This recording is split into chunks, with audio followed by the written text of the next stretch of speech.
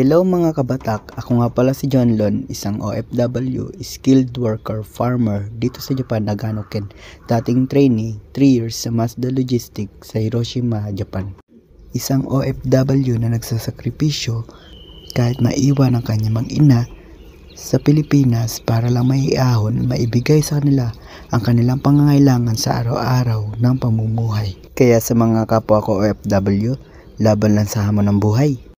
Mga kabatak, don't forget to follow and share for more videos about sa aking pagtatrabaho dito sa Japan, farming, Nagano Ken. Ngayong oras naman mga kabatak, ipapakita ko sa inyo, ituturo ko sa inyo kung paano mag-boxing ng haksay or Chinese cabbage dito sa Japan, Nagano Ken. Sa isang malinis na box mga kabatak, kukuha ka ng isang haksay, ilalagay mo sa gitna. Then ang pangalawa naman, ilalagay mo sa isang gilid, itutulak mo ito, pupush mo siya para mag-fix siya.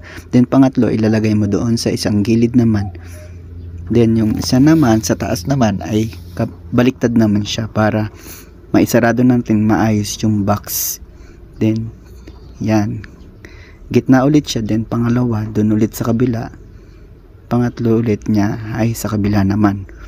Kailangan mo siya i-push para masarado natin maayos. Pag hindi kasi nasarado na maayos ang isang box is mahihirapan nating ilagay sa truck or pan-deliver ng mga gulay.